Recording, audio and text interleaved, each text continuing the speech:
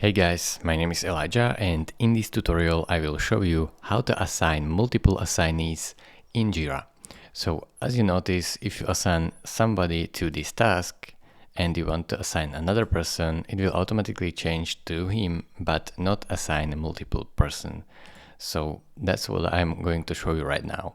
So I will set as assignee of this task as myself, and if I want to add another assignee to this task, I will have to click on create child work item and create the item too. So this will be a subtask for another person. So it will basically be in control. One is the leader and the second one has this smaller task to do.